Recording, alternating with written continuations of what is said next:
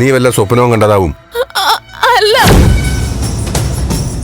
വേറെ ഒന്നിനെ കുറിച്ചും ചിന്തിക്കാതെ മോള് പോയി കിടക്ക്. സ്വപ്നം കണ്ടതല്ല. ഞാൻ അമ്മയോട് നേരത്തെ പറഞ്ഞല്ലേ, ഇപ്പൊ വാതിൽ മുട്ടുന്ന ശബ്ദം വ്യക്തമായിട്ട് കേട്ടു, കാലടി ഒച്ചയും കേട്ടു.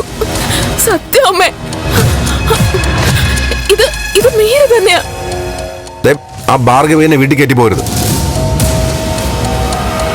ഓരോ അന്ധവിശ്വാസവും കൊണ്ടുവരും മറ്റുള്ളവരോട് അടിച്ചേൽപ്പിക്കാൻ വേണ്ടി. ഭാർഗവി എന്റെ കുറ്റം പറയണ്ടച്ചാ, ഞാൻ പറയുന്നത് സത്യമാ. നേരത്തെ ടെറസിലൊരു രൂപം കണ്ടു, പിന്നെ ഞാൻ തന്റെ മുറിയിലും കണ്ടു. അമ്മ പറഞ്ഞു ഒക്കെ തോന്നലാന്ന്, പക്ഷെ ഇപ്പൊ ഞാൻ വ്യക്തമായിട്ട് കേട്ടു. ഇവിടെ ഏതോ ഒരു വാതിലിൽ മുട്ടി കാൽപ്പെരുമാറ്റം കേട്ടു. മീരയുടെ ആത്മാവ് ഈ വീട്ടിലുണ്ട്. നമുക്ക് ഈ വീട് മാറാച്ച, പ്ലീസ് അച്ഛ. ഇവിടെ നമ്മൾ സ്വസ്ഥമായിട്ട് ജീവിക്കാനായിട്ട് മീര സമ്മതിക്കില്ല. മോള് വാ, നമുക്ക് നോക്കാം. വേണ്ട വേണ്ട വേണ്ടച്ചാ, വാതിൽ തുറക്കണ്ട. മോളെ, നീ ഇങ്ങനെ പേടിച്ചാൽ എങ്ങനെയാ? നോക്കട്ടെ. ഇതൊന്നും തോന്നലല്ല അമ്മേ. അമ്മേ, ഞാൻ എന്റെ കണ്ണുകൊണ്ട് കണ്ടു, കാതുകൊണ്ട് കേട്ടു. ഇവിടെ അവളുണ്ട്. എനിക്ക് മീരയുടെ സാന്നിധ്യം അനുഭവപ്പെട്ടു. മീര ഈ വീട്ടിലുണ്ട്. ഞാൻ ഇങ്ങനത്തെ കാര്യങ്ങളില് ഇതുവരെ വിശ്വസിച്ചിട്ടുണ്ടോ? ആരെങ്കിലും പറഞ്ഞ അവർ ഞാൻ കളിയാക്കിയാലുണ്ടായിരുന്നുള്ളൂ.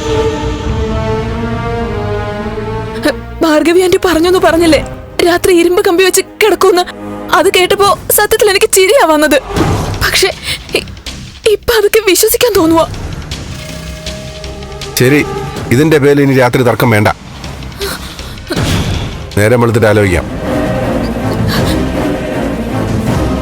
പ്രഭ, താനും കൂടി മോളുടെ മുറി ചെന്ന് കിടന്നോ. ചെല്ലും കൂടെ, അമ്മയും കൂട്ടി പോ. അമ്മേ, വാ മോളെ, ചെല്ലേ. വാ വന്നേ.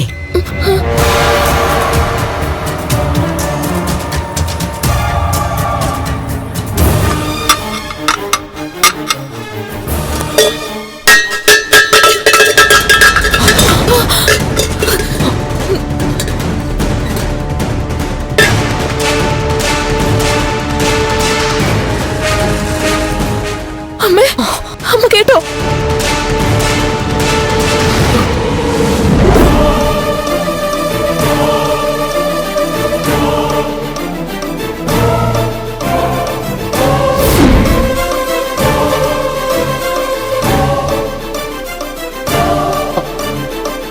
സിദ്ധു, അവിടുന്ന് എന്തോ ശബ്ദം കേട്ടത്.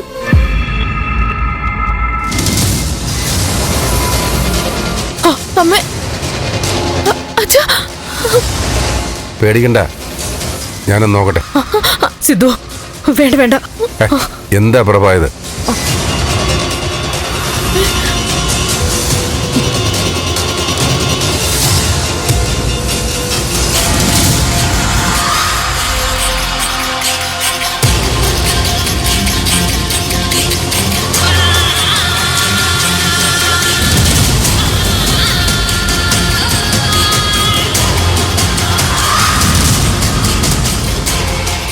അമ്മേ, വിടു. സിദ്ധു, നീ വാ വാ.